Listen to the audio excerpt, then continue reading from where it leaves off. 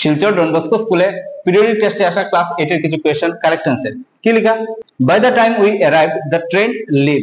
তো আমরা জানি অতীতকালে বা পাস্টে যদি দুটো কাজ একসাথে হয়, যে কাজটা আগে হবে সেটা কোন টেন্স হবে, সেটা হবে পাস্ট পারফেক্ট টেন্স, এবং যে কাজটা পরে হবে সেটা হবে পাস্ট ইনডেফিনিট টেন্স। তো এই সেন্টেন্সের মধ্যে by the time we arrive, যখন আমরা পৌঁছালাম, দ্য ট্রেন লেফট, ট্রেনটা আগে অলরেডি চলে গিয়েছিল। তো অতীতকালে কোনটা কাজ মানে আগে হয়েছিল, দ্য ট্রেন লেফট, ট্রেনটা আগে চলে গিয়েছিল, তার মানে এই পার্টটা কোন টেন্স হবে, সেই পার্টটা হবে পাস্ট পারফেক্ট টেন্স, ঠিক আছে। আর এই পার্টটা হবে পাস্ট ইনডেফিনিট টেন্স, এটা পাস্ট ইনডেফিনিট টেন্স অলরেডি দেওয়া অ্যারাইভ ইডি আছে, ঠিক আছে। তো এটা হবে পাস্ট পারফেক্ট। আর পাস্ট পারফেক্টের অক্সিলিয়ারি ভার্ব কি, হ্যাড।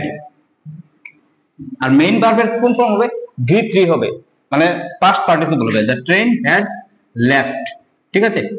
অতীতকালে দুটো কাজ একসাথে হলে যে কাজটা আগে হবে সেটা হবে পাস্ট পারফেক্ট টেন্স, আর যেটা হবে পরে হবে সেটা হবে past indefinite tense. By the time we arrive the train had left.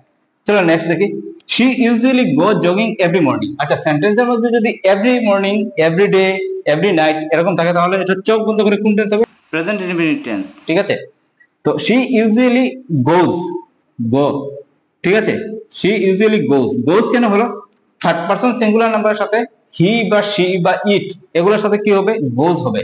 She usually goes jogging every morning, সে প্রত্যেকদিন জগিং এ যায়, এটা ওর নিত্য কাজ, ডেইলি কাজ। তো যে কাজটা ডেইলি কাজ আর ইউনিভার্সাল ট্রুথ, জেনারেল ট্রুথ এগুলো কোন মানে কোন টেন্স, প্রেজেন্ট ইনডেফিনিট টেন্স।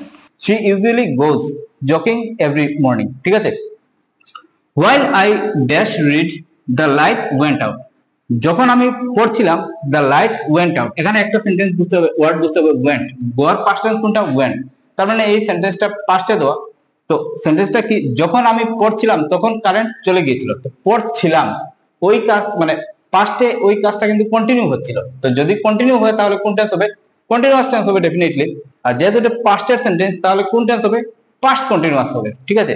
তো while I was reading, I সাথে বিভাগ কি বসবে, was, আর রিড এর সাথে কন্টিনিউয়াস যেহেতু আইএনজি লাগবে। while I was reading the lights went out, যখন আমি পড়ছিলাম কারেন্ট চলে গিয়েছিল।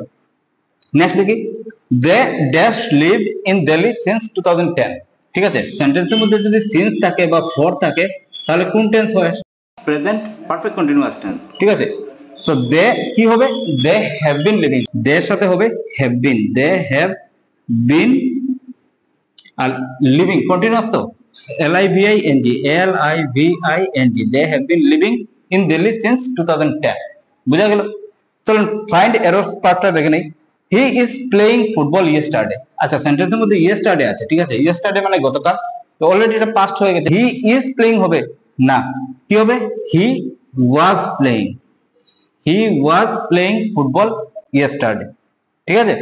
নেক্সট কি, she will finish the book by tomorrow, tomorrow আছে মানে কোন টেন্স, সেটা হবে future indefinite tense.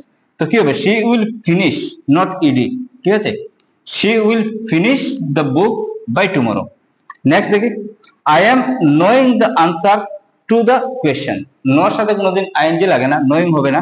I am knowing the answer to the question, আমি সেই কোয়েশ্চেনের আনসারটা জানি, তার মানে কি হবে, আই নো দ্য আনসার, ঠিক আছে। I know the answer to the question, আমি সেই কোয়েশ্চেনের আনসারটা জানি।